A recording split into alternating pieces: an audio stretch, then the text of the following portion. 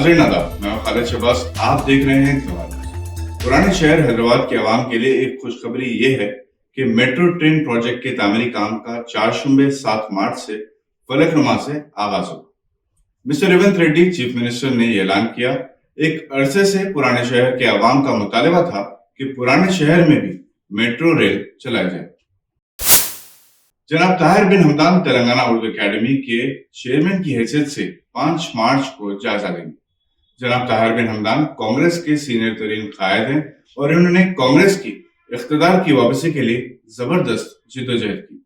वो उर्दू अकेडमी के तीसरे ऐसे चेयरमैन हैं जिनका जरिया तालीम तेलुगु रहा। इससे पहले BRS हुकूमत ने कामारेड्डी से ताल्लुक रखने वाले मुजीब अहमद को चेयरमैन मुकर्रर किया था, जिनका जरिया तालीम तेलुगु रहा, और तेलुगु देशम हुकूमत में जलील पाशा मुत्तहिदा आंध्र प्रदेश उर्दू अकेडमी के चेयरमैन रहे। अलबत्ता जलील पाशा ने उर्दू की काफी खिदमत की। मौलाना आजाद उर्दू यूनिवर्सिटी का क़याम इनकी तहरीक का नतीजा है। ये सियासी जमातों की मजबूरी है और उर्दू की बदनसीबी के उर्दू इदारों को उर्दू दान ओहदेदार नसीब नहीं होते। जनाब लियाकत हुसैन को उर्दू अकेडमी का डायरेक्टर सेक्रेटरी मुकर्रर किया गया। मिस्टर उबैदुल्लाह कोतवाल को माइनॉरिटी फाइनेंस कॉर्पोरेशन का चेयरमैन मुकर्रर किया गया। जमात इस्लामी मसाजिद के मुसलमानों के समाजी, सकाफती, तालीमी और सेहत जिस्मानी के मराकज़ के तौर पर इस्तेमाल करने के हक में। इन ख्यालात का इजहार जनाब मुबशिर अहमद नाज़िम हल्क़े जमात इस्लामी हैदराबाद ने किया। वो 3 मार्च को आजमपुरा में मुनक़िदा दानिश्वरों के एक इजलास से मुखातिब थे। जनाब आजम बेग, डॉक्टर इस्लामुद्दीन मुजाहिद एडवोकेट और जनाब मंजूर अहमद शहनशीन पर मौजूद थे। मुख्तलिफ शुबे हयात से ताल्लुक़ रखने वाले अफराद ने इसमें शिरकत की और मुसलमानों की कामयाबी और तरक्की, इत्तेहाद मिल्लत के सिलसिले में तजावीज़ पेश की। Jawaharlal Nehru cooperative housing society के एग्जीक्यूटिव कमेटी डायरेक्टर्स के इंतखाबात में 5 अरकान मुंतखब किए गए। इनमें वंशी ग्रुप के 3 अरकान और रमना राव ग्रुप के 2 अरकान शामिल हैं। मिस्टर रमना राव ने सबसे ज्यादा 528 और मिस्टर वंशी ने 430 वोट्स हासिल किए। तीसरे नंबर पर अंग्रेजी अखबार दी हिंदू के मिस्टर रविकांत रेड्डी रहे। दीगर 2 अरकान में मिस्टर किरण और मिस्टर अशोक रेड्डी शामिल हैं। जवाहरलाल नेहरू हाउसिंग सोसाइटी को वायएसआर हुकूमत ने 16 बरस पहले लगभग 1200 सहाफियों के लिए निजामपेट और पेट बशीराबाद में 70 एकड़ अराजी अलॉट की थी, जो सोसाइटी ने बाकायदा रकम अदा करके खरीदी थी। ताहम मुख्तलिफ कानूनी रुकावटों की वजह से अभी तक सहाफियों को इनकी जमीन नहीं मिल सकी, जिस पर सहाफियों में बेचैनी पैदा हो गई थी और ये 2 ग्रुप्स में तकसीम हो गए थे। इंतखाबात हुए और दोनों ग्रुप्स के अरकान मुंतखब हुए।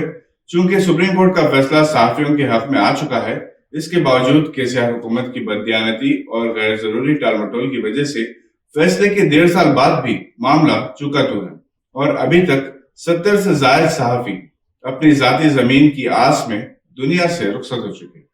हाल ही में सहाफियों के दोनों ग्रुप्स ने चीफ मिनिस्टर रेवंत रेड्डी से मुलाकात की, जिन्होंने वादा किया था कि 100 दिन के अंदर वो इस मसले को हल कर देंगे। 100 दिन मुकम्मल हो चुके हैं। नई कमेटी तश्कील दी जा चुकी है। देखना है कि 2 राइवल ग्रुप्स के अरकान किस तरह मिलजुल कर इस मसले का हल तलाश करते हैं। हुकूमत हिंद की वजारत दाखिली उमूर हज डिवीजन ने हज 2024 के लिए तेलंगाना और आंध्रा के 52 हज ग्रुप ऑर्गेनाइजर्स यानी HGOs को 3592 हुज्जाज का कोटा अलॉट किया।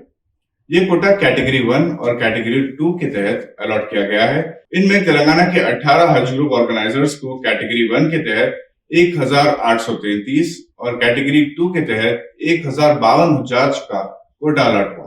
कैटेगरी 1 में बास को कोटा 101 और बास को 102 है। कैटेगरी 2 में हर एक हज ग्रुप ऑर्गेनाइजर यानी HGO को 50 या 51 हुज्जाज का कोटा मिला। इस तरह तेलंगाना से 2825 हुज्जाज का कोटा अलॉट किया।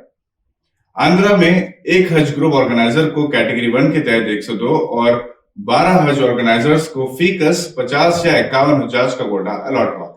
इस तरह जुमला 707 हुज्जाज का कोटा आंध्र प्रदेश में अलॉट हुआ। ये ऐलान हज उमरा group organisers association Telangana Hyderabad के अहदेदारों ने मीडिया प्लस ऑडिटोरियम में मुनक़दा एक प्रेस कॉन्फ्रेंस में किया। Government of India ministry of minority affairs हज डिवीजन तमाम इंडिया के HGOs की तफसीलात वेबसाइट पर मौजूद है, जिसका पता https:/pto.haj.gov.in है।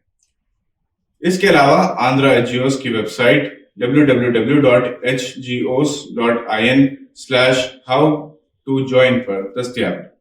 آج کے لیے بس اتنا ہی۔ اگلے بلیٹن میں کچھ ایسی ہی اہم خبروں کو لے کر ہم پھر حاضر ہوں گے۔ دیکھتے رہیے۔